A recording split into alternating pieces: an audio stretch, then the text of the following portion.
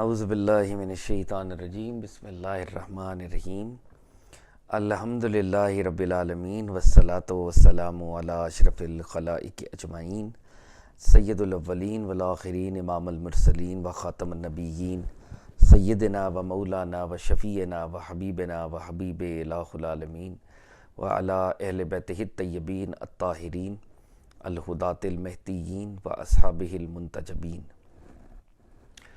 الصلاۃ والسلام علیک یا سیدی یا رسول اللہ وعلی آلک و صحبک یا سیدی یا حبیب اللہ. السلام علیکم یا سیدۃ النساء العالمین یا فاطمۃ الزہرا. السلام علیکم یا علی مولا. السلام علیکم یا ابا محمد الحسن. السلام علیکم یا ابا عبداللہ الحسین. السلام علیکم یا غوث اعظم دستگیر. السلام علیکم یا داتا غریب نواز. السلام علیکم یا میرا حسین زنجانی رحمۃ اللہ علیہ. السلام علیکم یا شیخ جنید البغدادی رضی اللہ تعالیٰ عنہ.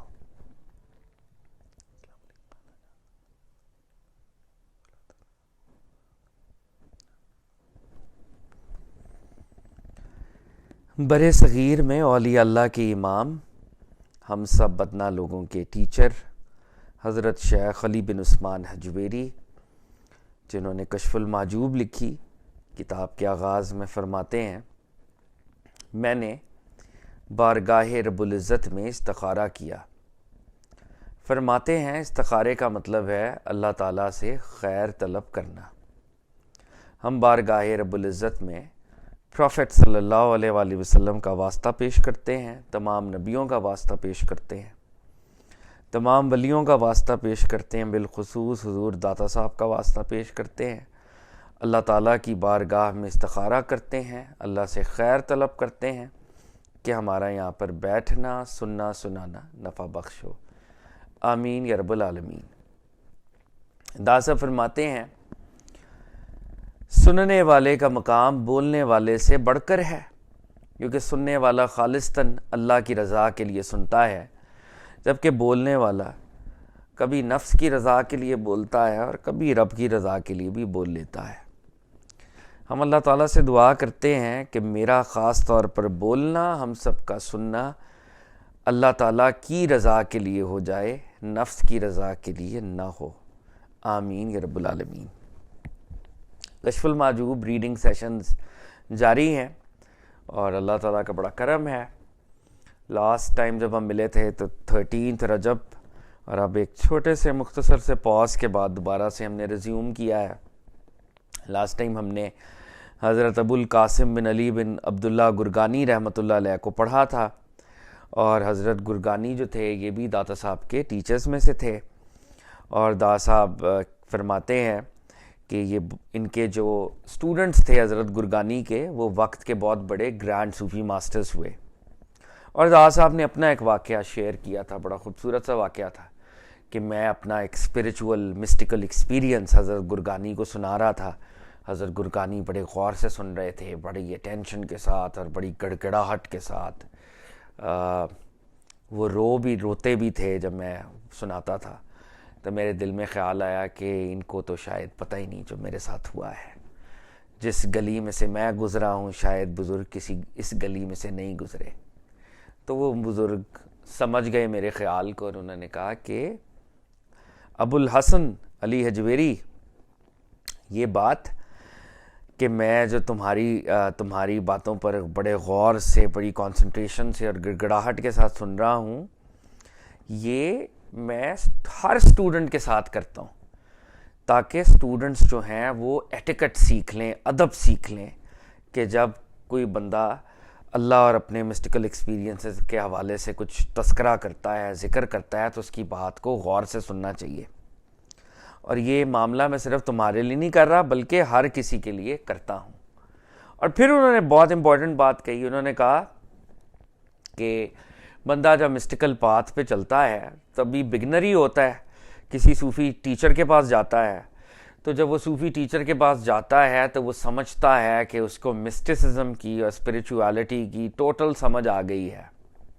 لیکن جیسے ہی وہ ایروگنس اس کے اندر پیدا ہوتی ہے کہ کیونکہ میرا اب ایک ٹیچر ہے اور میں اب مسٹسزم کو سمجھنے لگا ہوں، تو یہ ایروگنس فوری طور پر اس کو مسٹیکل پاتھ سے باہر نکال دیتی ہے۔ تو داتا صاحب نے پھر ہمیں سمجھایا کہ ایروگنس کو کرب کرنے کا صرف ایک ہی طریقہ ہے، اور ایروگنس کو کرب کرنے کا طریقہ یہ ہے کہ بندہ سرنڈر کر دے، سبمٹ کر دے اور عبودیت میں چلا جائے، اللہ کا عبد بن جائے ہر حال میں۔ تو بندہ اگر عبد بن جائے اور مسٹیکل پاتھ کا لالچ نہ کرے، مسٹیکل سٹیشنز کا لالچ نہ کرے، تو اللہ تعالیٰ جب فضل کریں گے تو شاید اس کو مسٹیکل کوئی سٹیشن مل بھی جائے۔ لیکن ہم اصل میں مسٹسزم کے پاتھ پر جب چل رہے ہیں تو کسی مسٹیکل سٹیشن یا مسٹیکل مقام کے لالچ میں نہیں چل رہے، بلکہ ہمارا مقصد سرنڈر اور سبمیشن ہونا چاہیے۔ تو یہ کانورزیشن حضرت گرگانی کے حوالے سے داتا صاحب نے کی۔ آج داتا صاحب ایک اور اپنے ٹیچرز میں سے ایک ٹیچر کا تذکرہ فرما رہے ہیں۔ بزرگوں کا نام ہے حضرت ابو احمد المظفر بن حمدان رحمۃ اللہ علیہ۔ تو ہم ان کو پڑھتے ہیں۔ داتا صاحب فرماتے ہیں، متاخرین میں سے ایک ہیں، یعنی بعد میں آنے والوں میں سے ایک ہیں، اولیاء کے رئیس کہتے ہیں جو کہ لیڈر ہوتا ہے، اس کے لیے ایک ٹرم رئیس کی بھی ہوتی ہے، امیر کی بھی ہوتی ہے جو آگے کھڑا ہوتا ہے، رئیس جو شپ کا کیپٹن ہوتا ہے ٹائم اس کو بھی رئیس کہتے ہیں۔ تو کہہ رہے ہیں اولیاء کے رئیس اہل صفوت کے ناسے، مسٹیکل پاتھ پہ جو چل رہا ہے اس کے نصیحت کرنے والے، یعنی مسٹسزم میں کلینز کرنے والے، مسٹسزم کے حوالے سے جتنے سینگز ہیں اس کی نصیحت کرنے والے، حضرت ابو احمد المظفر بن حمدان رحمۃ اللہ تعالی علیہ۔ داتا فرماتے ہیں، اللہ تعالیٰ نے آپ پر مسند ریاست کے طریقت کا دروازہ کھول دیا اور کرامت کا تاج آپ کے سر پر رکھ دیا۔ تو داتا فرما رہے ہیں کہ مسٹسزم کا اللہ تعالیٰ نے کنگ ان کو بنایا ہے، یعنی اگر مسٹسزم ایک ریاست، ایک سلطنت ہو تو اس کا وہ جو تھرون ہے اس پہ اللہ نے ان کو بٹھایا ہے۔ مسٹسزم کی ریاست کا دروازہ ان کے لیے کھولا ہے، اور کرامت کا تاج یعنی پائٹی کا اور کرم کا کراؤن اللہ نے ان کو پہنایا ہے، ان پہ مرسی کا کراؤن اللہ نے ان کے سر پر رکھا ہے۔ فنا اور بقا کے متعلق آپ کا بیان بہت اچھا اور تعبیر بہت بلند تھی۔ تو داتا فرماتے ہیں کہ یہ جو صوفی دو کانسیپٹس ہیں، ایک کانسیپٹ ہے فنا اور ایک کانسیپٹ ہے بقا، اس کے بارے میں جو آپ نے ٹیکسٹ دیا ہے وہ ٹیکسٹ اور اس کی کامنٹری اور انٹرپریٹیشن بہت اچھی تھی۔ اب ہم فنا اور بقا کو، کیونکہ آگے بات آئے گی، ہم کوئکلی ایک ریکیپ کر رہے ہیں کہ فنا کیا ہے اور بقا کیا ہے۔ داتا صاحب کے ہاں فنا ایک ایسا اسپریچول سٹیشن ہے جس میں بندہ گاڈ کانشسنس کی ہائیسٹ فارم اٹین کرتا ہے، اور وہ کیسے کرتا ہے کہ اپنے نفس کی نیگیٹیوٹی کو گیو اپ کر دیتا ہے، ختم کر دیتا ہے، کلینز کر دیتا ہے، اور اپنی ول کو ختم کر کے گاڈ کی ول کو حاصل کرنے کی کوشش کرتا ہے۔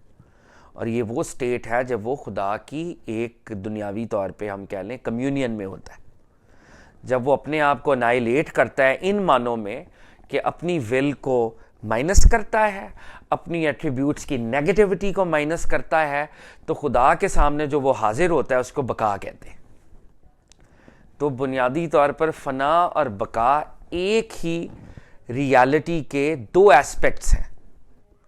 ایک طرف ہم انائلیٹ کر رہے ہیں تو ہم حالت فنا میں ہیں، اور دوسری جانب ہم ادھر ہی بقا میں موجود ہیں۔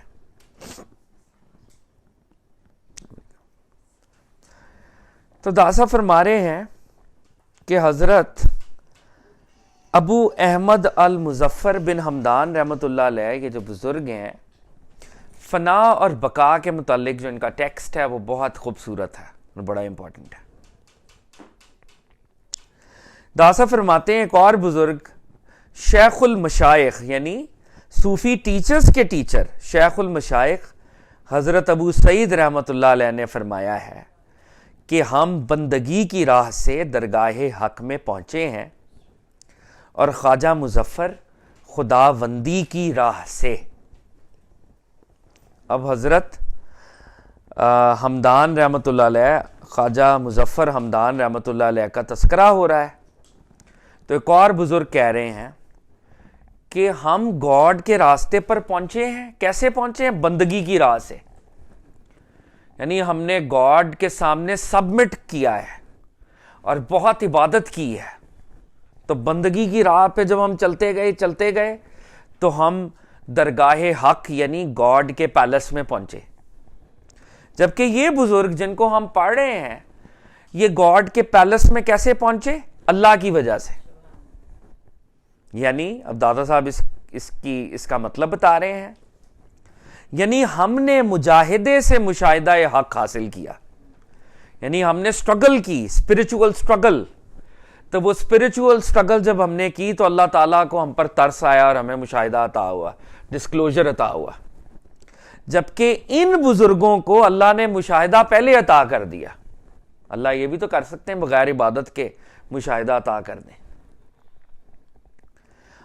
ہم نے مجاہدے سے مشاہدہ حق حاصل کیا اور آپ مشاہدہ حق سے مجاہدے کی طرف آئے.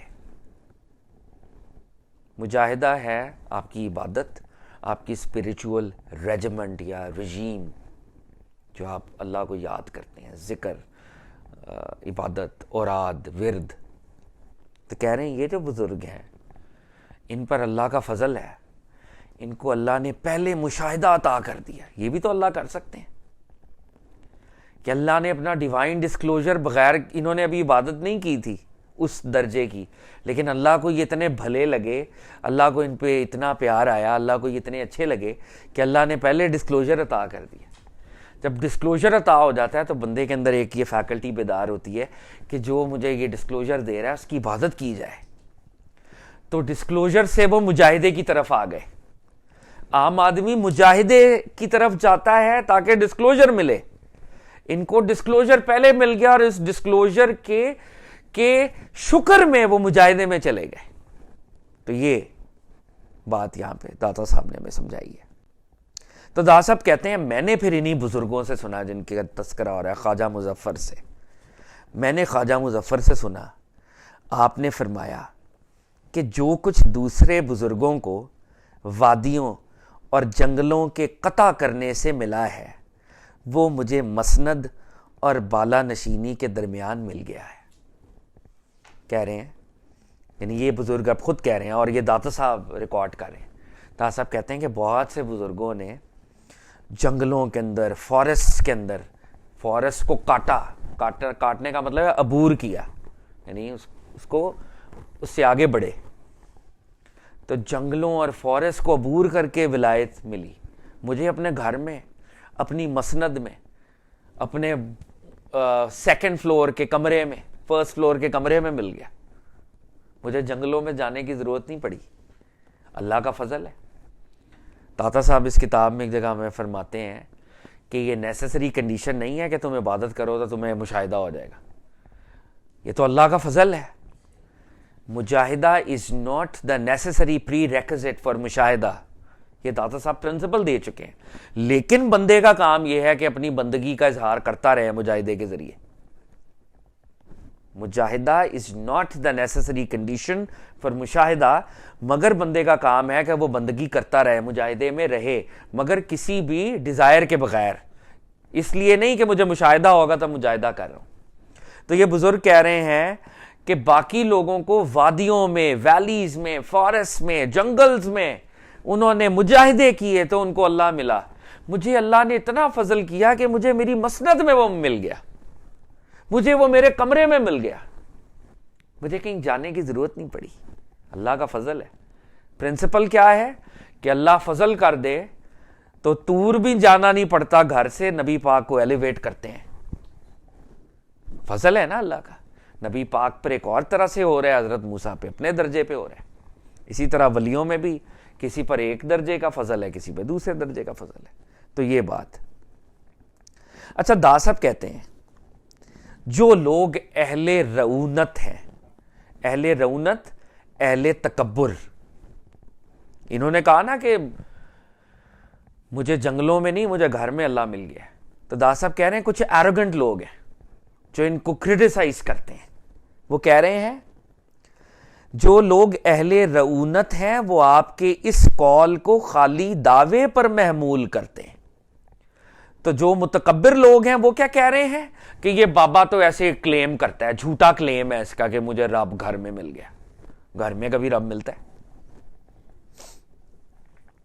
تا صاحب کہہ رہے ہیں یہ ان کے قصور کا فہم ہے، ان کا قصور فہم ہے، فہم کمپریہنشن، یہ بیچارے ان کی کمپریہنشن ہی نہیں ہے، وہ رب جو شہرک سے زیادہ قریب ہے اگر وہ چاہے تو گھر میں نہیں مل سکتا؟ مل سکتا ہے۔ تو یہ ان بے وقوفوں کا کیا ہے؟ دا صاحب کیا کہہ رہے ہیں؟ یہ ان کا قصور فہم ہے کہ کمپریہنشن فلاڈ ہے ان کی۔ اور پھر دا صاحب کہہ رہے ہیں کیونکہ اہل معانی، پیپل آف دا میننگ، جن کو اللہ نے میننگ عطا کیا ہوتا ہے، پیپل آف ایکسپیرینس، جن کو اللہ نے ایکسپیرینس دیا ہوتا ہے، اہل معنی کا اپنے حال سے خبر دینا کسی حالت میں بھی خالی خولی دعویٰ نہیں ہوا کرتا۔ جو پیپل آف دا میننگ ہوتے ہیں، پیپل آف دا ایکسپیرینس ہوتے ہیں، جب وہ کہتے ہیں کہ مجھے ایکسپیرینس ہوا ہے تو وہ خالی کلیم نہیں کر رہے ہوتے، اور ان کا یہ کلیم جھوٹا نہیں ہوتا کبھی بھی۔ تو حضرت خواجہ مظفر جو کہہ رہے ہیں it is not a claim, he is man of experience, اور ان کو گھر میں اللہ تعالیٰ ملے ہیں، جنگل میں نہیں جانا پڑا انہیں۔ تو جو لوگ ان کو کرٹیسائز کر رہے ہیں در حقیقت ان کا فہم فالٹی اور فلاڈ ہے۔ تو سب کہہ رہے ہیں آج تک آپ کے نیک اخلاق باقی ہیں، یعنی جس زمانے میں دا صاحب میں ہو سکتا ہے ان کا انتقال ہو گیا ہو یا ان سے ایج میں وہ بڑے تھے، تو دا صاحب کہہ رہے ہیں کہ وہ تو اتنے بڑے ولی ہیں کہ ان کے وہ جو نیک اخلاق ہے، ان کی جو نیک پاور ہے، یہ ان کا جو فیض ہے وہ باقی ہے۔ تو ابھی تک کیا آرگومنٹ دادا صاحب نے ہمیں سکھایا ہے؟ امپورٹنٹ آرگومنٹ ہے کہ اللہ جب اپنا فضل فرماتے ہیں تو فضل لوکیلٹی اسپیسیفک نہیں ہوتا، لوکیشن اسپیسیفک نہیں ہوتا۔ ضروری نہیں ہے کہ ہمیں جنگلوں میں، صحراؤں میں ہی جانا پڑے، یہ ہر کسی کی انڈیویجول کسٹمائزڈ جرنی ہوتی ہے۔ بعض لوگوں کو جانا بھی پڑتا ہے اور بعض لوگوں کو نہیں جانا پڑتا۔ اچھا، اب یہ خواجہ مظفر بن حمدان جو کہ داتا صاحب کے ٹیچرز میں سے ہیں، داتا صاحب پیچھے بتا چکے ہیں کہ فنا اور بقا کے بارے میں ان کی کوٹیشنز بڑی امپورٹنٹ ہیں، اور یہ فنا اور بقا کو بیان کرنے میں خاص ملکہ رکھتے تھے، یعنی خاص ایکسپرٹیز رکھتے تھے۔ اب داتا صاحب کے مسٹیسزم میں فزیکل انائلیشن انڈمسبل ہے، انائلیشن نفس کی نیگیٹیوٹی کی ہوگی، یہ ذہن میں رکھ لیں ہم۔ فنا کیا ہے؟ فنا از ناٹ فزیکل، فنا is annihilation of the negativity of your نفس، آف یور سول، ٹھیک ہے؟ تو اب یہ بزرگ بھی اسی اسکول آف تھاٹ کے ہیں، تو ان کے سامنے فنا اور بقا کی کوئی ڈیبیٹ ہوئی ہے تو وہ بزرگوں نے کیسے ٹیکل کیا ہے، اور پھر داتا صاحب اس کو فردر اس کو انٹرپریٹ کریں گے۔ فنا اور بقا کے اوپر ان بزرگ حضرت حمدان کے سامنے کچھ کانورزیشن ہوئی ہے، بزرگ نے کامنٹ کیا ہے جس پر فردر کامنٹ داتا صاحب کریں گے، اور یہ پچھلی بات ہم ذہن میں رکھتے ہوئے اس کو سنیں گے۔ داتا صاحب فرماتے ہیں، ایک بزرگ ہیں خواجہ احمد سلام اللہ سلمہ اللہ، تو خواجہ احمد نے فرمایا ایک روز میں آپ کی خدمت میں آیا، خواجہ احمد حضرت حمدان کی بارگاہ میں آئے، اس وقت نیشا پور کے مدعیوں میں سے ایک شخص آپ کے پاس بیٹھا تھا، مدعی کلیمنٹ آف تصوف یا سوڈو صوفی۔ حضرت حمدان کی بارگاہ میں ایک سوڈو صوفی آ کے بیٹھا ہوا تھا، تو کہہ رہے ہیں نیشا پور کے مدعیوں میں سے ایک شخص آپ کے پاس بیٹھا تھا، اور وہ اپنے بیان میں کہہ رہا تھا طالب پہلے فانی ہو جائے، سیکر کیا کر لے؟ فانی ہو جائے, انائلیٹ کر دے اپنے آپ کو. سیکر فانی ہو جائے تب باقی ہوتا ہے. یعنی جو سیکر ہے وہ فزیکلی انائلیٹ ہو جائے تو وہ کیا ہو جاتا ہے؟ وہ باقی ہو جاتا ہے. خواجہ مظفر نے فرمایا کہ ایسے شخص پر, یعنی جو کہ بالکل فانی ہو چکا ہے, فنا پر بقا کیسے متصور ہو سکتی ہے؟ متصور کہتے ہیں ہم امیجن بھی کیسے کر سکتے ہیں جو بالکل نتھنگ ہو گیا وہ باقی ہو گیا. اگر فزیکلی کوئی چیز ختم ہو چکی ہے, فزیکل نتھنگنس میں چلی گئی ہے, تو فنا پر بقا کیسے متصور ہو سکتی ہے؟ ہم کیسے ویژولائز کر سکتے ہیں؟ متصور ویژولائز کرنا کہ ایک چیز نتھنگنس میں ہے اور اب وہ باقی ہے. یعنی اگر ایک ڈراپ اس بڑے کنٹینر کے اندر گر جائے, وہ ڈراپ فنا ہو گیا اور وہ ڈراپ اب وہ کہہ رہے ہیں باقی ہو گیا, تو وہ بزرگ کہہ رہے ہیں وہ ڈراپ گیا کدھر؟ وہ تو یہ تو ہو ہی نہیں, ویژولائز ہی نہیں کر سکتے ہم. اس ڈراپ کی اپنی آئیڈینٹی تو ختم ہو گئی ہے, اب اس ڈراپ کو کیسے ہم کہہ رہے ہیں کہ وہ باقی ہے؟ Are we all on the same page? تو بزرگوں نے کہا فنا پر بقا کیسے متصور ہو سکتی ہے؟ کیونکہ فنا سے مراد نیستی ہے. کہ فنا کا کیا مطلب ہے؟ ایبسولوٹلی نتھنگنس. اور بقا کا اشارہ ہستی کی طرف ہے, اور باقی رہنے کا مطلب ہے کہ ہماری آئیڈینٹی ہے, ہم زندہ ہیں, ہم اپنی آئیڈینٹی کے ساتھ ہست ہیں, زندہ ہیں. اور یہ دونوں بات ایک دوسرے کی نفی کرتی ہے. اٹ از اے کانٹرڈکشن, ایک دوسرے کی ضد ہے وہ. اگر میں فزیکلی انائلیٹ ہو گیا تو باقی پھر کیا ہوا میرا؟ کس کو کہہ رہا ہوں کہ میں باقی ہوں؟ کوئی کنٹینر ہو جو باقی ہو تو میں کہوں باقی, اگر وہ پورا انائلیٹ ہو گیا تو پھر باقی کیا ہے؟ تو دا صاحب کہہ رہے ہیں پس فنا معلوم ہے, فنا کا تو علم ہے ہمیں. اور دا صاحب فنا کسے کہتے ہیں؟ دا صاحب فنا کہتے ہیں نفس کی نیگیٹیوٹی کی موت. تو فنا کا علم تو ہے, لیکن جب یہ فنا نیست ہے, اگر اس کو ہم ٹوٹلی فزیکلی انائلیٹ کر دیں, ایبسولوٹ نتھنگنس میں چلے جائیں, تو پھر یہ فنا, پھر یہ میننگ لیس ایک بات ہے, اس کا کوئی میننگ نہیں ہے. پس فنا معلوم ہے, اور فنا اگر نیست ہے, اگر یہ ہست ہو جائے تو یہ ہست عین نہیں ہوگی بلکہ کوئی اور ہی چیز ہوگی. وہ کہہ رہے ہیں کہ دیکھیں اگر تو فنا نیست کو ہم کہہ رہے ہیں, تو اگر یہ نیستی کل کو ہست ہو جائے تو پھر نیستی تو پرفیکٹ نہ ہوئی آپ کی جو ہست ہو گئی ہے. اب تو جو زندہ ہوا ہوگا, جو نتھنگنس اب زندہ ہوئی ہے فزیکل لیول پر, پھر وہ اس نیستی کی عین تو نہیں ہے, پھر وہ واقعی نیستی تو نہیں ہوئی جو اب یہ دوبارہ ہست ہو رہے ہیں. بلکہ یہ کوئی اور ہی چیز ہوگی. اور جائز نہیں, اور یہ جائز نہیں کہ ذاتیں یعنی اصل اشیاء فنا ہو جائیں. تو دا صاحب کہہ رہے ہیں کہ یہ ایڈمیسیبل نہیں ہے کہ ذات یا وجود خود انائلیٹ ہو جائے. ٹوٹلی وجود انائلیٹ نہیں ہوگا, لیکن صفت اور سبب کا فنا ہونا جائز ہے. صفت اور سبب, صفت کیا ہے؟ Human attribute. سبب کیا ہے؟ Human resource. ہم اللہ سے ملاقات کرنا چاہ رہے ہیں تو ہمیں اپنی ایٹریبیوٹس جو کہ انہیرنٹلی نیگیٹو ہیں, اپنے ریسورسز جو انہیرنٹلی نیگیٹو ہیں, ان کو گیو اپ کرنا پڑے گا. ذات کی فنا نہیں بلکہ صفت اور سبب کا فنا ہونا جائز ہے. پس جب سبب, جب ریسورس اور صفت فنا ہو جائے, جب انسان کا ریسورس اور انسان کی ایٹریبیوٹ فنا ہو جائے, تو موصوف اور مسبب رہ جاتا ہے. موصوف کون ہے؟ کریٹر آف دا صفت. مسبب کون ہے؟ Creator of the resource. جب ہم اپنی ایٹریبیوٹس کو مائنس کرتے ہیں, اپنے ریسورسز کو مائنس کرتے ہیں, تو کریٹر آف دا ریسورس اور کریٹر آف دا ایٹریبیوٹس رہ جاتا ہے, کیونکہ اس کی ذات پر فنا درست نہیں.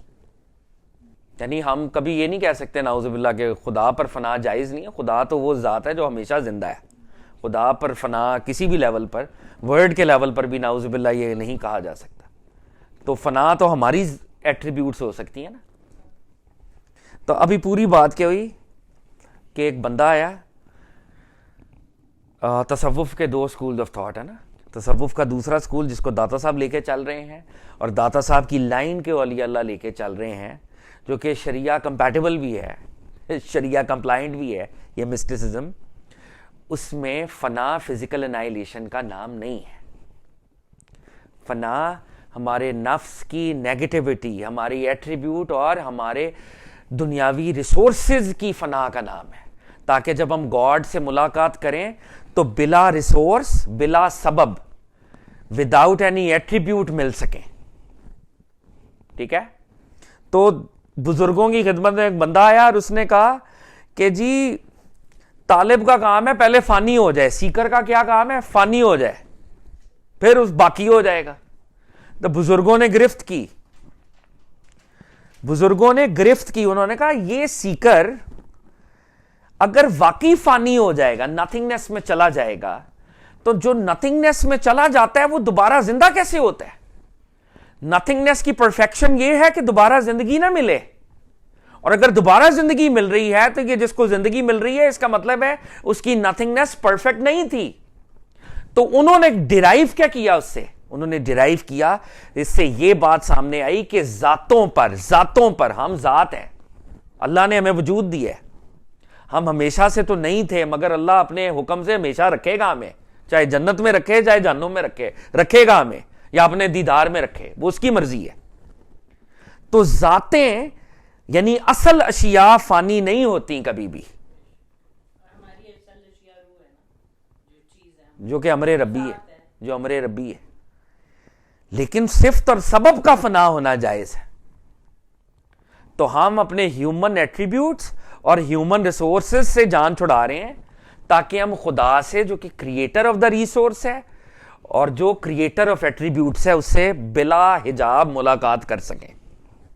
کیونکہ ہمارے ایٹریبیوٹس اور ہمارے ریسورسز ویلز ہیں, ہرڈلز ہیں, آبسٹیکلز ہیں اس ذات سے ملاقات کے لیے. اچھا, اب یہ دادا صاحب واقعہ ایک دفعہ بتا چکے ہیں, لیکن یہ ڈیبیٹ بڑی امپورٹنٹ ہے فنا اور بقا کی, اور آگے بھی دادا صاحب نے کرنی ہے ڈیٹیل میں. حسین ابن منصور نے جب جان دی ہے تو کچھ لوگوں نے سمجھا ہے کہ وہ فزیکل انائلیشن ان کی ہوئی, اور اس لیے اب وہ خدا سے یونین میں گئے ہیں, ہم نے بھی فزیکلی جان دینی ہے. تو ایک سوڈو صوفیز کا گروپ تھا جسے حلاجیز کہتے تھے, اور داتا صاحب اس کے سخت کرٹک ہیں حلاجیز کے, جو اپنے آپ کو غلط طور پہ حسین ابن منظور حلاج کا فالوور کہتے تھے, کیونکہ وہ فزیکل انائلیشن کے قائل ہوئے تھے. تو داتا صاحب اس سارے آرگومنٹ کو دوبارہ اب ہمیں بتانے لگے کہ اسٹوڈنٹ آف کشف المحجوب اس کو انٹرنلائز کر لے کہ فنا اور بقا کیا ہے. تو دادا صاحب کہہ رہے ہیں, میں علی بن عثمان جلابی کہتا ہوں. یہ دادا صاحب نام کیوں لکھ رہے ہیں؟ دادا صاحب نے کتاب کے شروع میں کہا تھا کہ اس کتاب کے اندر میں نے اپنے نام بکھیر دیے ہیں, تاکہ ایک تو پلیجرائز نہ کیا جائے, دوسرا جب میرا نام آئے تو مجھے دعا ملے. اللہ ہمارے داتا صاحب کے صدقے ہم پر کرم کریں, ان کے لیے کیا دعا کرنی ہے, وہ تو ہیں ہی صاحب کرم, اور ان کے درجات کو مزید اولا اور عرفہ کرے, آمین. تو دادا صاحب کہتے ہیں, میں علی بن عثمان جلابی کہتا ہوں کہ حضرت خواجہ مظفر رحمۃ اللہ علیہ کی عبارت تو مجھے بے عین ہی یاد نہیں. دادا صاحب کہہ رہے ہیں کہ میں کہتا ہوں کہ خواجہ مظفر کا جو ٹیکسٹ ہے وہ ورڈ بائی ورڈ تو مجھے یاد نہیں ہے کہ ایگزیکٹ ورڈز انہوں نے کیا کہے تھے, لیکن مطلب ان کا یہی تھا جو میں نے اس عبارت میں بیان کر دیا, لیکن میننگ وہی تھا جو میں نے اوپر لکھ دیا ہے. اور اس عبارت کی مزید وضاحت کر دیتا ہوں. دادا صاحب کہہ رہے ہیں میں مزید ایکسپلین کر دیتا ہوں تاکہ زیادہ عام فہم ہو جائے, تاکہ سارے لوگوں تک پیغام پہنچ جائے. بس اس سے مراد یہ ہے کہ بندے کا اختیار اس کی صفت ہے, بندے کی ول کیا ہے؟ بندے کی صفت. اور وہ اپنے اختیار کی وجہ سے حق تعالی کے اختیار سے حجاب میں ہے. فنا اور بقا کا مطلب بتا رہے ہیں دا صاحب، میں ذہن میں رہے. بندے کا اختیار بندے کی ایٹریبیوٹ، اور کیونکہ بندہ اپنے اختیار کو ایکسرسائز کرتا ہے تو وہ اللہ کے اختیار کے مقابلے میں ویل میں آیا ہوا ہے. اللہ کا اختیار ہے بندے کے لیے اور بندے کا اختیار ہے اپنے لیے. جب بندہ اپنے اختیار کو اپنے لیے ایکسرسائز کرتا ہے تو وہ اللہ کا اختیار جو بندے کے لیے ہے وہ گیپ میں اور ویل میں چلا جاتا ہے، اس میں گیپ آ جاتا ہے. پس بندے کی صفت حق تعالی سے اس کا حجاب ہے. بندے کی ہر ایٹریبیوٹ، ہر صفت اللہ سے حجاب کا سبب ہے. بندے کی جتنی بھی ایٹریبیوٹس ہیں. اور اس کا کیا مطلب ہے؟ بندہ جو اپنے اختیار سے اپنی ایٹریبیوٹس کو ایکسپریس کرتا ہے، اگر بندہ قرآن و حدیث پہ چل رہا ہے تو وہ اللہ کی اختیار کو فالو کر رہا ہے نا. لیکن اگر قرآن و حدیث کے بغیر وہ چل رہا ہے تو یہ بندے کا اپنا اختیار کی ایکسرسائز ہے. بندے کا اپنا اختیار رب سے حجاب کا باعث ہے. تاسب کہتے ہیں بندے کی صفت حق تعالی سے اس کا حجاب ہے. آگے کیا کہتے ہیں؟ اختیار حق، اللہ کا جو اختیار ہے وہ ازلی ہے، اٹرنل ہے. اختیار بندہ حادث ہے. بندے کے اختیارات کیا ہیں؟ حادث، کریٹڈ.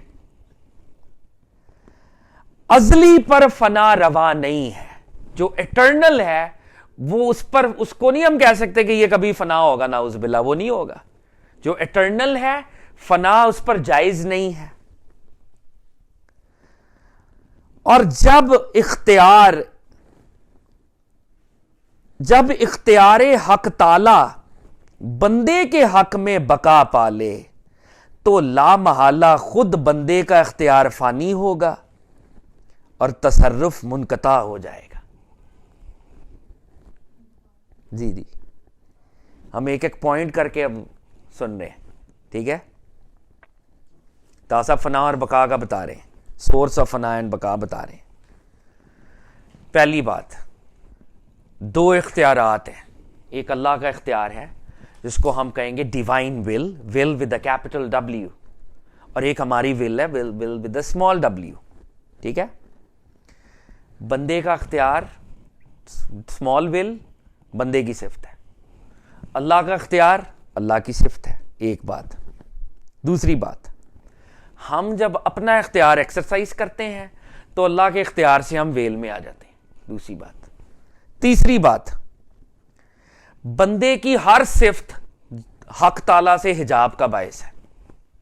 جو بھی ہیومن صفات ہیں، جتنی بھی ہیومن صفات ہیں، وہ اللہ سے ہمیں ڈسٹنس پہ رکھتی ہیں. چوتھی بات، اللہ تعالیٰ کے اختیارات ازلی ہیں، اٹرنل ہیں، اٹرنل پرماننٹ بھی ہوتے ہیں. ہمارا ہر اختیار حادث ہے، کریٹڈ ہے. کریٹڈ ٹیمپرری بھی ہوتا ہے. ہمارے جتنے اختیارات ہیں وہ ٹیمپرری ہیں. اگر بندہ اپنے ٹیمپرری اختیارات کو گیو اپ کر دے، کس کے حق میں؟ اللہ کے پرماننٹ اختیار کے حق میں. کیونکہ اللہ کا جو اختیار ہے اس پر فنا جائز نہیں ہے. فنا کس پہ جائز ہے؟ ہمارے ٹیمپرری اختیار پہ، کیونکہ وہ بنے ہی ایسے ہیں کہ وہ ٹیمپرری ہیں. وہ فنا اس پر جائز ہے. جب ہم اپنے اختیار کو اللہ کے حق میں دستبردار ہوتے ہیں تو ہمیں اللہ کا ازلی ارادہ ملتا ہے. ہم اپنے اختیار سے دستبردار ہوتے ہیں. ہم اپنے اختیار سے دستبردار ہوتے ہیں تو ایک درجے پر ہماری فنا ہو جاتی ہے، اور جو اللہ کا اختیار ہمیں حاصل ہوتا ہے اس درجے پر ہمیں بقا مل جاتی ہے. یہ فنا اور بقا کی ڈیبیٹ ہے. ہاں، اور اختیار کو ختم کیسے کریں گے؟ جب ہم قرآن اور سنہ کو فالو کریں گے. جب ہم ان کو فالو کر رہے ہیں تو وہ ہمارا اختیار نہیں ہے، وہ ان کا اختیار ہے. ہم امیٹیٹ کر رہے ہیں، اس کے پیچھے چل رہے ہیں. تو کہہ رہے ہیں کہ جب اللہ کا اختیار یعنی جب اللہ کا اختیار ہے اور بندے نے اپنا اختیار چھوڑ دیا ہے، اللہ کا اختیار بندے کے حق میں بقا پالے، یعنی اللہ کا اختیار باقی رہ جائے، تو بندے کو اپنا اختیار فنا کرنا ہی پڑے گا۔ اللہ کا اختیار ہے نا، وہ ایسوسیشن کو پسند نہیں کرتا، وہ اس درجے میں بھی توحید ہے۔ اللہ اپنا اختیار آپ پہ کرنا چاہ رہا ہے، آپ اپنا چھوٹا اختیار کہہ رہے ہیں میں بھی لے کے آ رہا ہوں، نہیں، یہ نہیں ہوگا۔ اللہ آپ کو خود کو اور اللہ بھی آپ کے اختیار کو فنا کر دیں گے، اور آپ کو بھی فنا کرنا چاہیے۔ تو دا صاحب کہہ رہے ہیں جب اللہ کا اختیار آپ کے اوپر آپریٹ کرے گا تو invariably you don't have any other choice, you will have to give up your اختیار۔ جب آپ اپنا اختیار گیو اپ کر دو گے تو دا صاحب کیا کہہ رہے ہیں، تصرف منقطع ہو جائے گا، آپ گاڈ کی سٹیٹ میں انٹرفیئر کرنے سے خود بخود آٹومیٹکلی باز آ جاؤ گے۔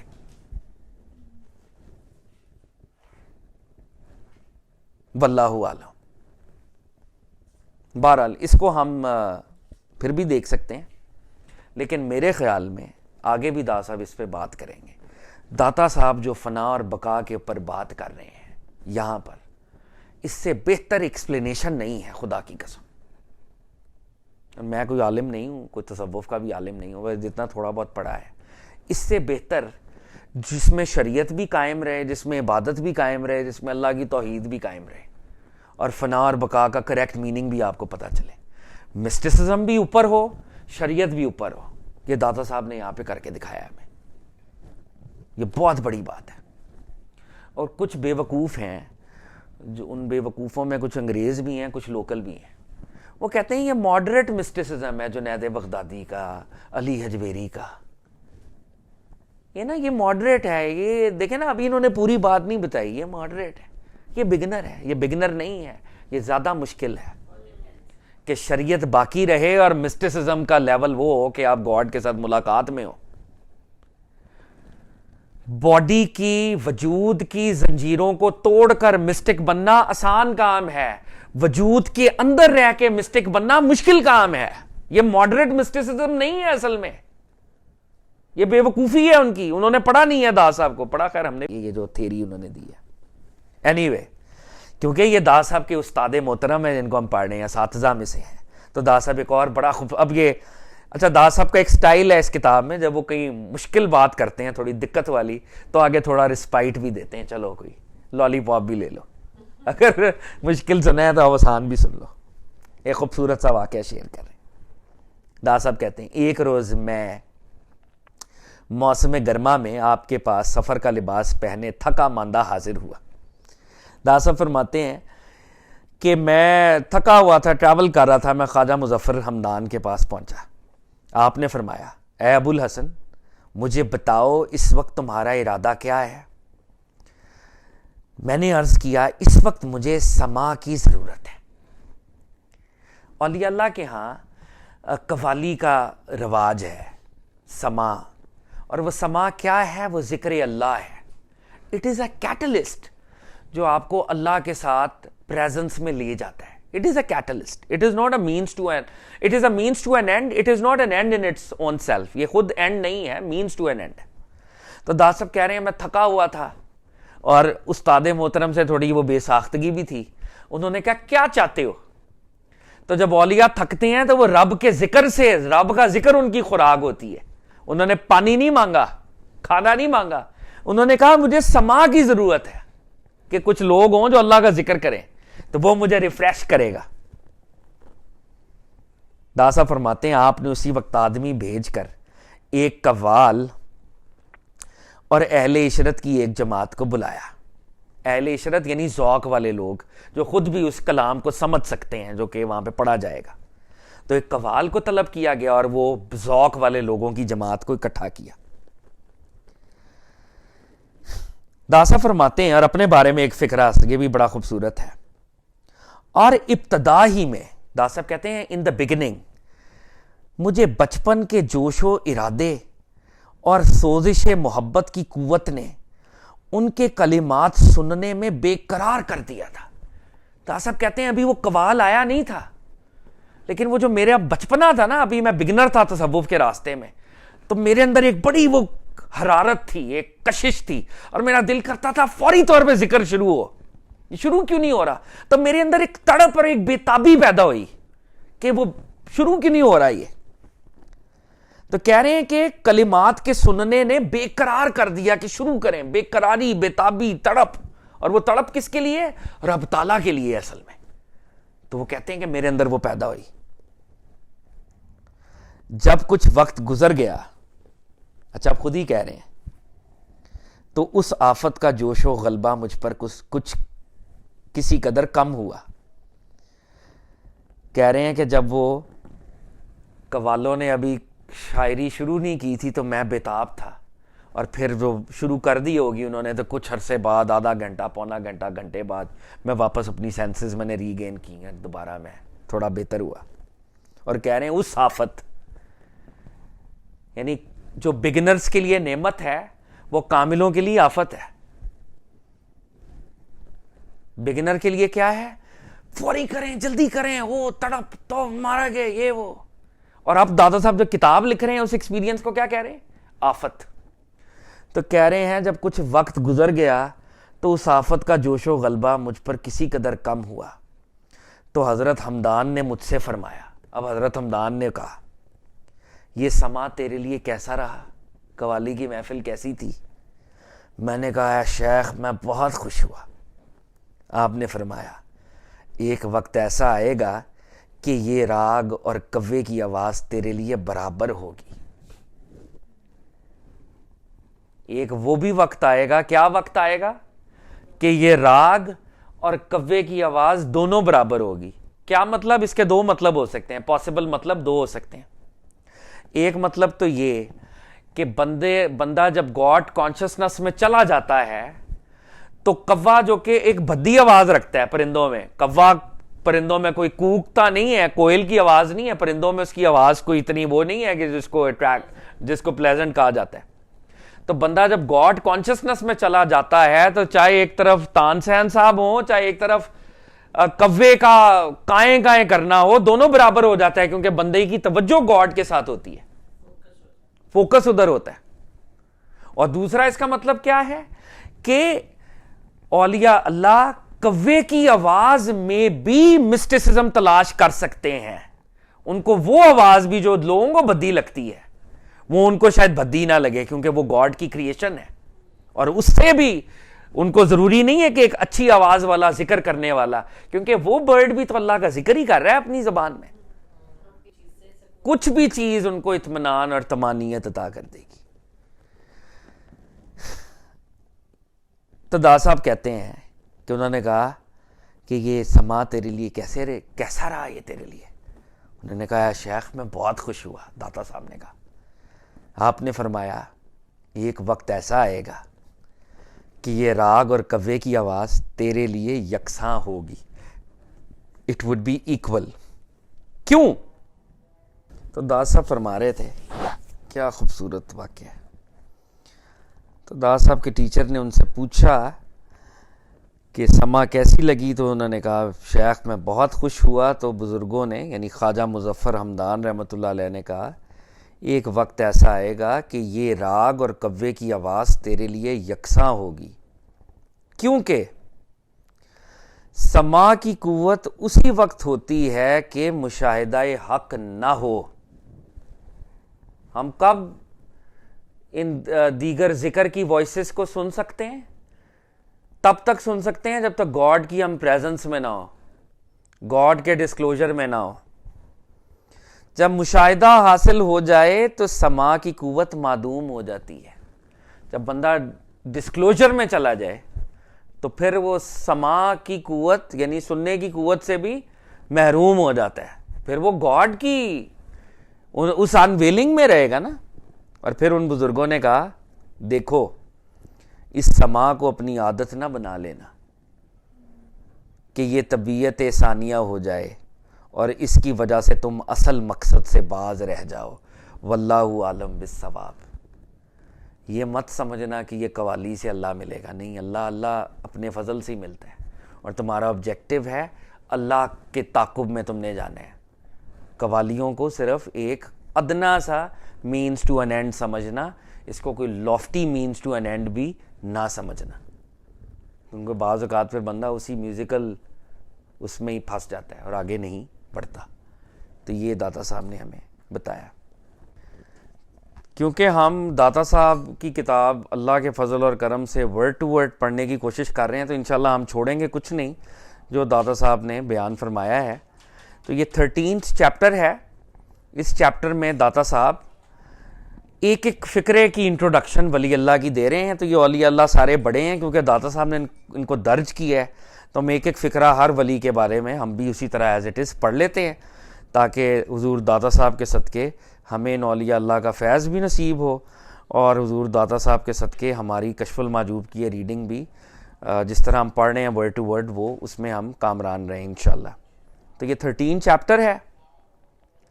متاخرین صوفیاء کرام کا مختصر حال. داتا صاحب فرماتے ہیں اگر میں ان سب صوفیاء کرام کا حال اس کتاب میں بیان کروں جو مختلف شہروں میں اللہ تعالیٰ کے بندوں کی اصلاح کرنے میں مشغول ہیں، تو یہ کتاب طویل ہو جائے گی، اور اگر بعض صوفیاء کا حال چھوڑ دوں تو کتاب کا مقصد پورا نہ ہوگا. اس لیے میں اہل رسوم کو چھوڑ کر اپنے عہد کے فقط ان صوفیاء اور مشائخ کے مختصر حالات اس کتاب میں درج کرتا ہوں جو ارباب معانی اور محرم اسرار ربانی ہیں، تاکہ اگر خدا کو منظور ہو تو اپنی مراد کے حصول سے زیادہ قریب ہو جاؤں. چنانچہ ان کے نام یہ ہیں. تو داتا صاحب کہہ رہے ہیں کہ اولیاء اللہ تو بہت زیادہ تعداد میں موجود ہیں. اگر میں سب کا تذکرہ لکھوں تو کتاب متحمل نہیں ہو سکتی، اس کا سائز ان کو اجازت نہیں دے رہا. اور اگر میں اولیاء کا ذکر چھوڑ دوں وہ بددیانتی ہوگی کہ اولیاء اللہ موجود تھے اور ان کا نام نہیں لیا. تو داتا صاحب کہہ رہے ہیں میں نے مڈل پاتھ جو ہے وہ اڈاپٹ کر لیا ہے، تاکہ، اور میں نے کن بزرگوں کا میں نام لکھ رہا ہوں، یہ ان تمام بزرگوں کا نام لکھ رہا ہوں who are ارباب معانی، people of experience, people of meaning, محرم اسرار ربانی، جن کا اللہ تعالیٰ کے ساتھ تعلق ہے، جو اللہ کے محرم ہیں، جو اللہ کی مسٹریز کے کیریئرز ہیں.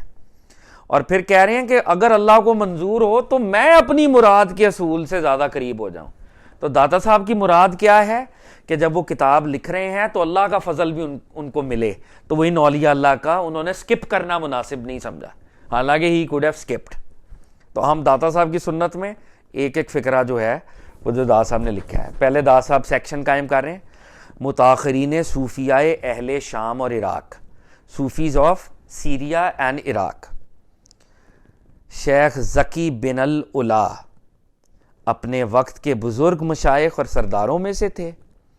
میں نے آپ کو آتش محبت کے شعلوں میں سے ایک شعلے کی طرح پایا ہے، اور آپ کی کرامتیں اور دلیلیں بین تھیں، واضح تھیں.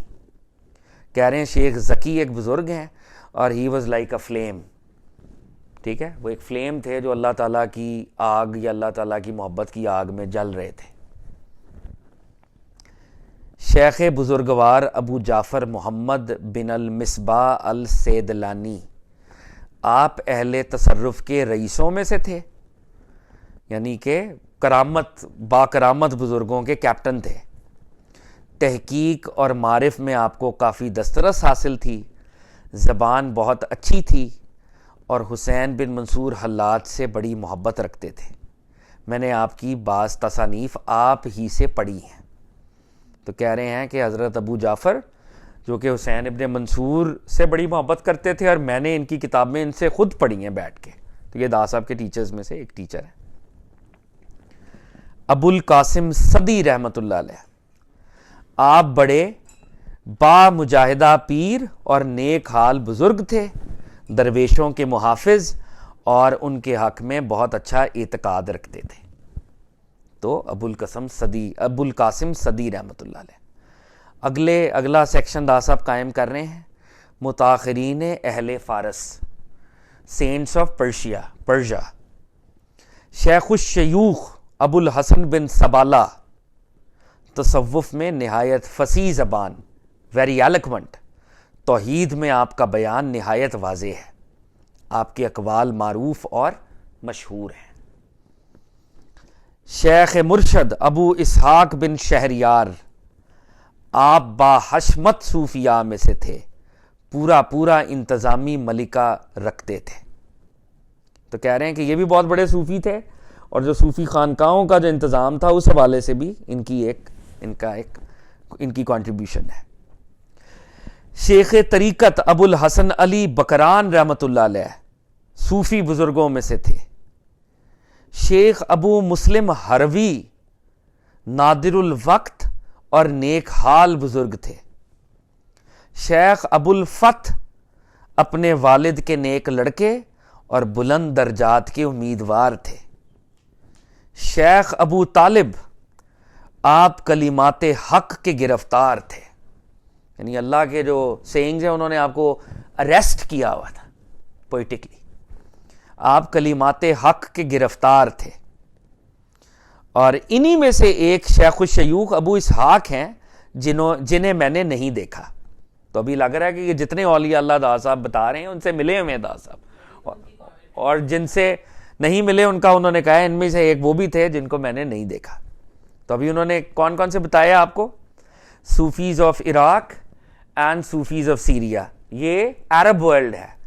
صوفیز آف پرشا یہ نان عرب ہے. صوفیاء اہل کاہستان، آذربائیجان، تبرستان، یہ سینٹرل ایشیا کے اولیاء اللہ ہیں.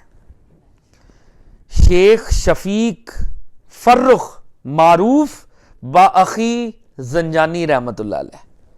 تو کہہ رہے ہیں کہ یہ شیخ شفیق ہیں فرخ، اخی بردر کو ویسے کہتے ہیں، تو کوئی بزرگ ہوں گے زنجانی جن کے وہ بھائی ہیں شاید. یا آپ بہت نیک سیرت اور پسندیدہ طریقت بزرگ تھے.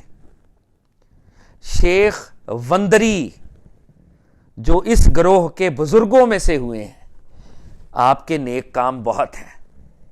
پادشاہ طائب رحمۃ اللہ علیہ آپ راہ حق میں بہت تیز گام بزرگ تھے، یعنی راہ حق میں بہت آپ کانشیس اور الرٹ تھے. شیخ ابو عبداللہ جنیدی آپ بڑے نرم دل اور محترم بزرگ تھے. شیخ ابو طاہر مکشوف اپنے وقت کے بڑے بزرگوں میں سے تھے. خواجہ حسین سمنان محبت حق میں گرفتار، سعادت کے امیدوار بزرگوار تھے. شیخ سہل کی بڑے درویش صوفیوں میں سے تھے. احمد پسر شیخ خرقانی رحمت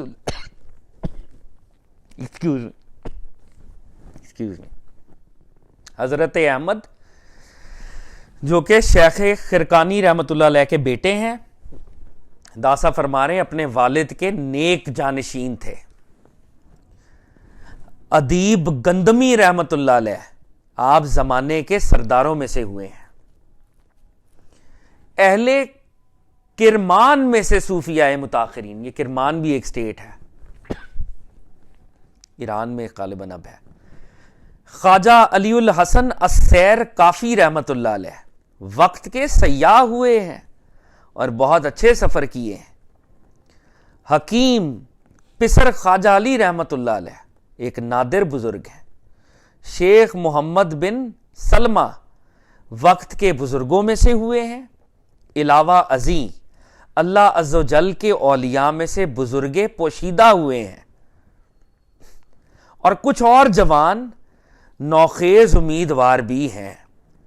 تو دا صاحب کہہ رہے ہیں کہ کرمان میں اور ینگسٹرز بھی کچھ ہیں جو کہ بڑے ولی ہیں، ان کا انہوں نے نام نہیں دیا، لیکن شیخ محمد سلمہ پوشیدہ بزرگوں میں سے ہیں. غالباً یہ پیچھے جو شیخ محمد سلمہ کا بھی تذکرہ ہوا ہے شیخ مظفر کے، ابھی ہم نے جو اکاؤنٹ پڑھا ہے اس میں ان کا تذکرہ ہوا ہے کہ یہ ان کی میٹنگ میں بیٹھے ہوئے تھے.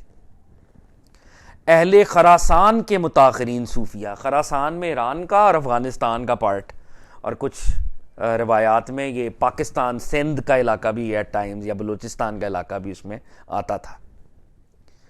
اہل خراسان کے متاخرین صوفیہ.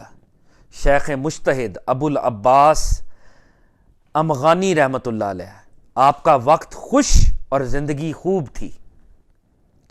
خواجہ ابو جعفر محمد بن علی الجوینی رحمت اللہ علیہ آپ اس گروہ کے بزرگوں اور محققین میں سے ہوئے ہیں. خواجہ ابو جعفر شیرازی رحمۃ اللہ علیہ، آپ وقت کے عزیزوں میں سے تھے، یعنی آپ کنگز میں سے تھے۔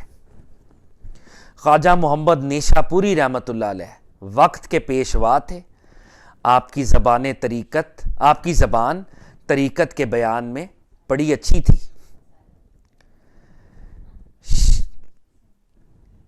شیخ محمد معشوق رحمۃ اللہ علیہ، آپ کی زندگی اور وقت بہت اچھا تھا، آپ عشق الہی کی چنگاری، نیک باطن اور خوش و خرم رہنما تھے۔ خواجہ رشید پسر شیخ ابو سعید، امید ہے کہ آپ قوم کے پیشوا اور دلوں کے قبلہ ہوں گے، ان کے کنٹمپرری ہیں جن کے لیے دعا دے رہے ہیں داسا۔ خواجہ احمد خادی سرخستی رحمۃ اللہ علیہ، آپ وقت کے مرد میدان ہوئے ہیں اور ایک مدت تک میرے رفیق رہے ہیں، رفیق یعنی دوست اور کمپینین۔ میں نے آپ کی بہت سی عجیب باتیں دیکھی ہیں، آپ صوفی جوان مردوں میں سے ایک ہیں۔ تو یہ داتا صاحب کے دوست کا بھی تذکرہ ایک انہوں نے کر دیا ہے، اور یہ کوئی امپورٹنٹ ہے، ان کو ہمیں ریسرچ کرنی چاہیے۔ شیخ احمد نجار سمرقندی جو مرو میں مقیم تھے اور اپنے زمانے شیخ ابو الحسن علی بن علی الاسود رحمۃ اللہ علیہ، آپ اپنے والد کے سچے جانشین، علو ہمت یعنی بلند ہمت اور صاحب صدق و فراست تھے اور زمانے میں یگانہ تھے۔ اب اگر اہل خراسان میں سے سب بزرگوں کو شمار کروں تو کتاب طویل ہو جائے گی۔ میں نے 300 صوفی مرد خراسان میں ایسے دیکھے ہیں کہ ہر ایک ان میں سے ایک خاص مشرب رکھتا تھا، اور ان میں سے ایک شخص بھی سارے عالم کے لیے کافی تھا۔ وہ کہہ رہے ہیں میں نے 300 صرف خراسان میں ایسے دیکھے ہیں کہ تم ایک کو دیکھ لو پوری دنیا کے لیے وہ کافی ہیں، اتنے بڑے وہ لوگ تھے۔ میں نے 300 صوفی مرد خراسان میں ایسے دیکھے ہیں، ایسے پرفیکٹ ولی دیکھے ہیں، ہر ایک ان میں سے خاص مشرب یعنی خاص ایک راستہ صوفی پات رکھتا تھا، اور ان میں سے ایک شخص بھی سارے عالم کے لیے کافی تھا، پوری دنیا کا وہ ٹیچر ہو جائے۔ ایسے ایسے کاملین سے میں ملا ہوں، تو ان کے سٹوڈنٹ جنہوں نے وہ داتا ہی ہو نا پھر، اوئے خوئے خوئے خوئے۔ اور داس صاحب نے ایک بات کہی ہے یہاں پہ، یہ خراسان کی بیلٹ کون سی ہے؟ اس میں ایران، افغانستان اور بر صغیر یعنی ہمارا بلوچستان اور سندھ کا بھی کچھ ایریا شامل ہے۔ خراسان جو پرانا خراسان تھا، یہ بہت بڑا یہ تھا علاقہ۔ دوبارہ سنیں، میں نے 300 صوفی مرد یعنی پرفیکٹ ولیز خراسان میں ایسے دیکھے ہیں کہ ان میں سے ایک شخص بھی سارے عالم کے لیے کافی تھا۔ اور یہ سب اس لیے ہے، یہ ایسا کیوں ہے کہ محبت الہی کا آفتاب، ڈیوائن لو کا سورج اور طریقت کا اقبال خراسان کے آسمان سے جلوہ تابانیاں کرتا رہا ہے۔ وہ کہتے ہیں وہ کیوں؟ کیونکہ خراسان کا جو آسمان ہے نا، ویسے پوئٹکلی میٹافورکلی کہہ رہے ہیں، اس میں ایسے ایسے سورج نکلے ہیں جو ڈیوائن لو کی روشنی سے نکلتے ہیں، اللہ کی محبت میں وہ سورج نکلتے ہیں، اور خراسان کا سکائی ہمیشہ ان ولیوں کی لائٹ سے بھرا رہا ہے، تو یہ لوگ وہاں پر پیدا ہوتے رہے۔ اہل ماوراء نہر میں سے صوفیائے متاخرین، یہ ماوراء نہر کہاں پہ ہے؟ یہ ماوراء نہر سینٹرل ایشیا میں 2 اسٹیٹس کے درمیان ایک دریا ہے، اس کا نام میرے ذہن سے نکل رہا ہے، اس کو ماوراء نہر کہتے ہیں۔ اس ایریا کو 2 اسٹیٹس ہیں وہ، جن کو علاقے کو ماوراء نہر کہتے ہیں، 2 بڑے بڑے ملک کے درمیان میں ایک دریا یا وہ گزرتا ہے، واٹر باڈی، غالباً یہ تاجکستان میں ہے یا کہاں ہے۔ بہرحال صاحب کہتے ہیں خواجہ امام رحمۃ اللہ علیہ، آپ خواص اور عوام میں مقبول تھے۔ ابو جعفر محمد الحسین حرمی رحمۃ اللہ علیہ، آپ کلمات حق کے سننے والے اور محبت حق میں گرفتار مرد تھے۔ آپ کی ہمت عالی اور وقت صاف تھا، اور درگاہ حق کے طالبان پر کامل شفقت رکھتے تھے۔ تو کہہ رہے ہیں بہت بڑے ولی تھے اور سٹوڈنٹس کے پر بھی بڑی شفقت فرماتے تھے. خواجہ فقیہ ابو محمد بل غزی جو اپنے اصحاب میں نہایت باعزت تھے، آپ کا حال بہت اچھا اور معاملات بہت قوی تھے. احمد ابلانی رحمۃ اللہ علیہ جو وقت کے شیخ، زمانے کے بزرگ اور رسوم و عادات کے تارک تھے. تو کہہ رہے ہیں بہت بڑے صوفی تھے اور ریچولز کو ترک کیا ہوا تھا، میننگ کے پیچھے تھے، صاحب حال بزرگ تھے. خواجہ عارف رحمۃ اللہ علیہ جو وقت کے یگانہ اور اپنے زمانے میں بے نظیر تھے. علی بن اسحاق جو اپنے زمانے کے سردار اور باحشمت بزرگ تھے، آپ کی زبان بہت اچھی تھی. عبداللہ صاحب کہہ رہے ہیں یہ نام صوفیاء کے اور اہل حقیقت کے اس گروہ کے ہیں جن کو میں نے دیکھا ہے اور ہر ایک کے مقام کو میں نے معلوم کیا ہے. میں نے اسپرچول سٹیشن دیکھ کر نام لکھا ہے کہ یہ کون ہے.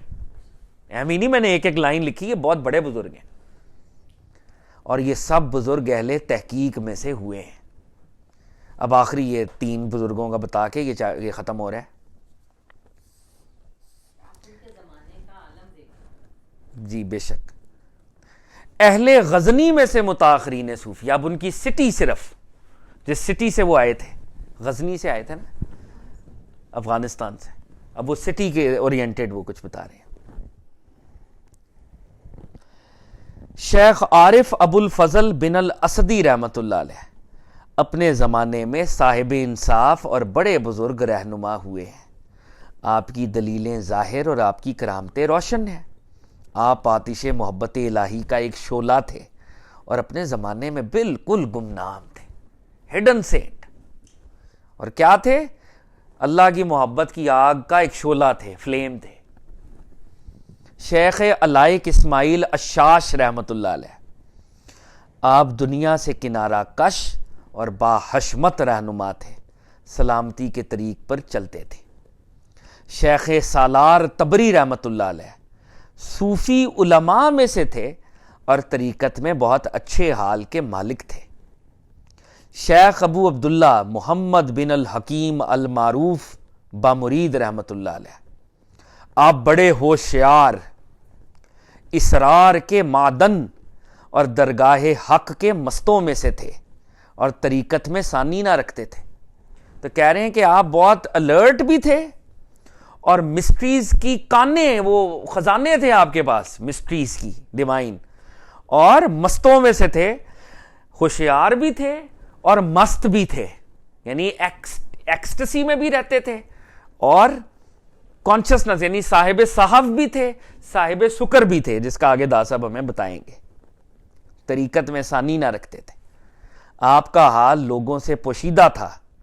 آپ کی دلیلیں ظاہر، کرامتیں روشن اور صحبت میں آپ کا حال دیدار سے بہتر تھا. ہوئے ہوئے ہوئے، یہ جملہ دیکھا ہے آپ نے؟ ہم جب یہ کہہ رہے ہیں کہ یہ جو بزرگ ہیں حضرت ابو عبداللہ محمد بن الحکیم المعروف بامرید، صحبت میں آپ کا حال دیدار سے بہتر تھا. عام آدمی دیدار کے پیچھے جاتا ہے جب وہ کسی ٹیچر کے پیچھے جاتا ہے، لیکن اصل میں دیدار نہیں چاہیے ہوتا، اصل میں اسپرچول انرجی چاہیے ہوتی ہے، اس کا حال چاہیے ہوتا ہے، اس کی فیض چاہیے ہوتا ہے. تو کہہ رہے ہیں کہ جب ان کے پاس جاتے تھے تو دیکھ کر تو سمجھ نہیں آتی تھی کہ کون ہے وہ، لیکن ان کا جو حال تھا وہ ان کے دیدار سے سپیریئر تھا. اور فائدہ کس کو ہوگا؟ جو حال کے پیچھے بھاگے گا، دیدار کے پیچھے نہیں بھاگے گا. یہ جنرل بھی ایک پرنسپل ہے کہ ہم جب کسی صوفی ٹیچر سے ملنے جا رہے ہیں تو صرف دیدار پہ نہ رہیں، شکل دیکھ کر اس کو ڈسکاؤنٹ کر دیں یا ایکنالج کر لیں. اصل میں اس کا حال ہے، وہ اسپرچول انرجی ہے جس کے پیچھے بھاگنے ہیں.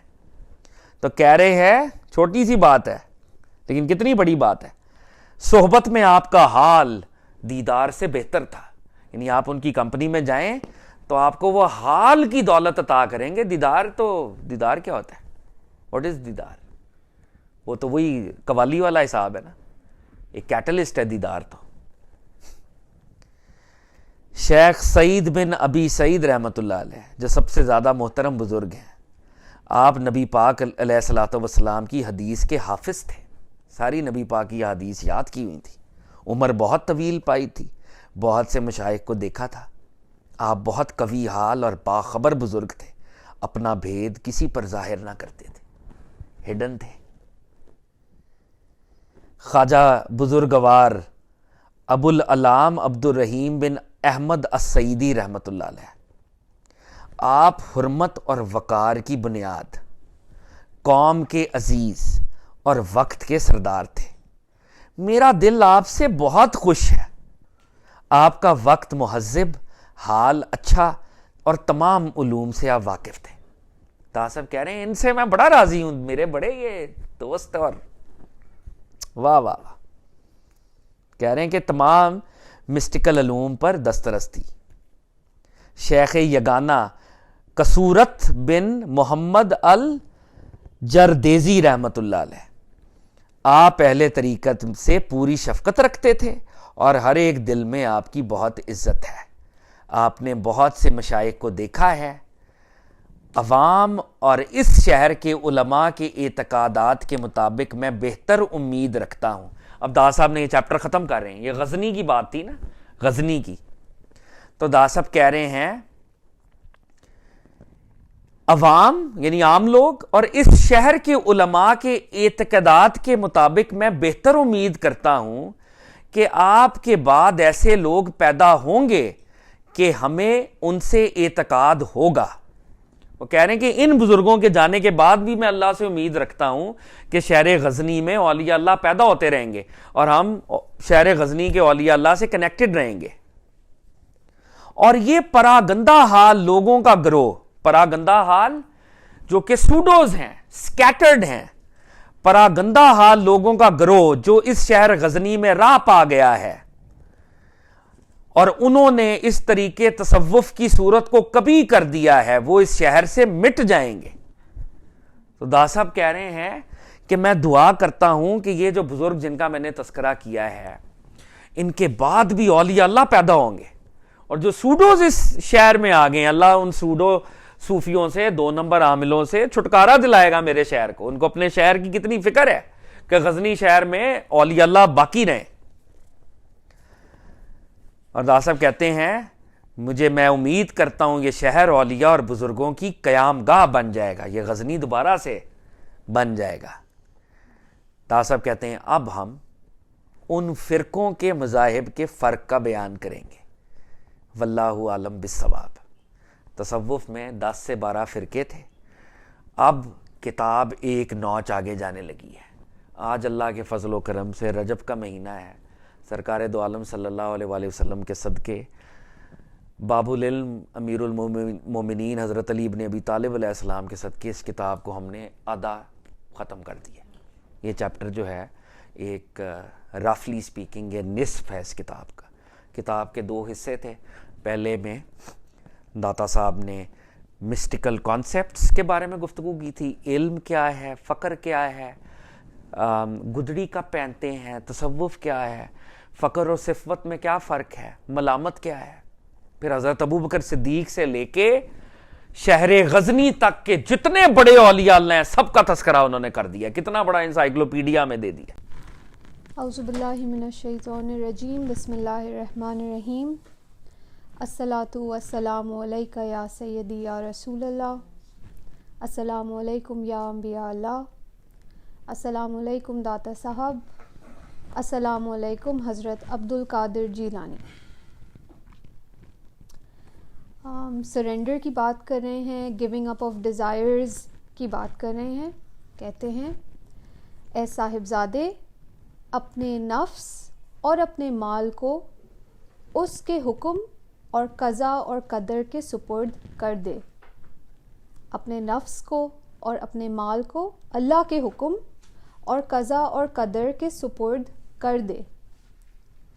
سودا یعنی کہ جان اور مال اور اعمال جن کی قیمت جنت قرار پائی ہے, خریدار یعنی حق تعالیٰ کے حوالے کر دے. یعنی اپنے گڈز کو, اپنے سودے کو خریدار اللہ تعالیٰ کے حوالے کر دو. کل کو وہ قیمت تجھے دے دے گا. یعنی آج جو چیزیں تم گیو اپ کرو گے ڈیزائرز کی، اپنے مال کی، اپنے جان و مال کی چیزیں جو تم قربان کرو گے، سرنڈر کرو گے اللہ کی راہ میں، تو اللہ تعالیٰ آگے آپ کو اس کا ریوارڈ دیں گے. اے اللہ کے نیک بندو، اپنے نفسوں کو اس کے حوالے کرو، قیمت بھی اسی کے حوالے کرو اور سودا بھی اسی کے حوالے. یوں کہہ دو کہ نفس بھی تیرا ہے، مال بھی تیرا ہے، اور جنت بھی تیری، اور سب کچھ ہی تیرا ہے. ہم کچھ بھی نہیں چاہتے سوائے تیرے. پڑوسی حاصل کرو مکان سے پہلے، اور رفیق حاصل کرو راستے سے پہلے. اے وہ شخص جو جنت چاہتا ہے، اس کی خریداری اور آبادی کے لیے آج کا دن ہے، کل کا دن نہیں ہے. تو کہنا ہے اگر تم جنت چاہتے ہو، if you want to be in a good place later on, تو اس دنیا میں تمہیں اچھے اعمال کرنے پڑیں گے. اس دنیا میں تمہیں اللہ تعالیٰ سے کنیکشن ڈیولپ کرنی پڑے گی. تو اے وہ شخص جو جنت چاہتا ہے، اس کی خریداری اور آبادی کے لیے آج کا دن ہے، کل کا دن نہیں ہے.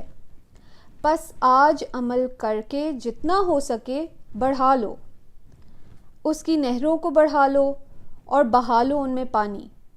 کل قیامت کو یہ نصیب نہ ہوگا کہ قیامت کے دن تمہیں یہ موقع نہیں ملے گا کہ تم اپنی اسٹیٹ کو چینج کر سکو اپنے اعمال سے.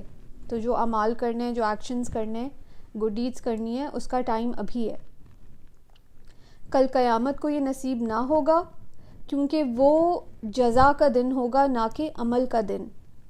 اے صاحبو، قیامت کا دن قلوب کو اور ابصار کو الٹ پلٹ دے گا. وہ ایسا دن ہے جس میں بہت سے پاؤں پھسلیں گے. مومنین میں سے ہر شخص اپنے ایمان اور تقوی کے قدم پر ہی کھڑا ہوگا، اور قدموں کا جماؤ ایمان کی مقدار کے موافق ہوگا. اس دن ستمگار اپنے ہاتھوں کو کاٹ کاٹ کھائے گا کہ آہ ایسا ستم کیا میں نے. مفسد یعنی فساد کرنے والا اپنے ہاتھوں کو کاٹ کاٹ کھائے گا کہ کیا فساد مچایا اور اصلاح ہی نہ کی. اپنے آقا سے کیسا میں بھاگا پھرا اور توبہ ہی نہیں کی. اے صاحب زادے، اب آگے کہہ رہے ہیں کہ بتا رہے ہیں حضرت عبد القادر Jilani the importance of remaining humble and of avoiding arrogance. کہہ رہے ہیں اے صاحب زادے، کسی عمل پر بھی مغرور مت ہو، کیونکہ اعمال کا اعتبار خاتمے پر ہے. حق تعالیٰ سے یہ درخواست لازمی سمجھو کہ وہ تیرا خاتمہ بخیر فرما دے. کہہ رہے ہیں اللہ تعالیٰ سے کانسٹنٹلی یہ دعا کرتے رہو کہ تمہارا خاتمہ خیر کے ساتھ ہو، اور کبھی بھی تکبر، غرور اور پرائیڈ نہیں فیل کرنا، ایروگنٹ نہیں ہونا کہ تمہاری جو آگے کی جرنی ہے وہ سیٹ ہو گئی ہے. Never feel that, never become like to sure. تو کہہ رہے ہیں ہر وقت یہ اللہ سے دعا کرتے رہو کہ وہ تیرا خاتمہ بخیر فرما دے اور اس عمل پر تیری روح قبض فرما دے جو اس کو سب سے زیادہ پیارا ہو. جب تو توبہ کر لے تو بچ اور بہت بچ کہ اس کو توڑ بیٹھے. یعنی کہہ رہے ہیں ایک دفعہ اگر تمہیں توبہ کی توفیق مل گئی ہے تو اس کے بعد بہت احتیاط کرو کہ کہیں اس سٹیٹ کو تم دوبارہ سے توڑ نہ دو غلطی کر کے. بچ اور بہت بچ کہ اس کو تو توڑ بیٹھے اور پھر معصیت یعنی گناہ کی طرف لوٹ جائے. کوئی بھی کہے تو اپنی توبہ سے ہرگز رجوع مت کر. اپنے نفس، اپنی خواہش اور اپنی طبیعت کی موافقت میں اللہ کی مخالفت نہ کر. پس معصیت یعنی گناہ، نافرمانی آج تک تھی، اور توبہ کے بعد کل کو جب تو حق تعالیٰ کی معصیت کرے گا تو وہ تجھ کو رسوا فرمائے گا. تو کہہ رہے ہیں کہ بہت محتاط رہو، بہت کیئرفل رہو، بیکاز جب تم ایک دفعہ توبہ کر لو گے اور اللہ تعالیٰ تمہیں ریٹرن کا موقع دیں گے، اور پھر تم جب دوبارہ کوئی نافرمانی کرو گے تو تمہاری پکڑ بہت سخت ہوگی. because God gave you a big opportunity, a big blessing, and تم اس کے بارے میں تم سیریس ہی نہیں تھے, تم نے اس کا خیال ہی نہیں رکھا. نافرمانی, گناہ. جی, تو کہہ رہے ہیں کہ اور توبہ کے بعد کل کو جب تو حق تعالیٰ کی معصیت کرے گا تو وہ تجھ کو رسوا فرمائے گا اور تیری مدد نہ کرے گا. اے میرے اللہ, ہماری مدد فرما اپنی طاعت کی توفیق دے کر, اور ہم کو رسوا نہ فرمانا معصیت سے, اور ہم کو عطا فرما دنیا میں بھی بھلائی اور آخرت میں بھی بھلائی, اور ہم کو بچا دوزخ کے عذاب سے. آمین.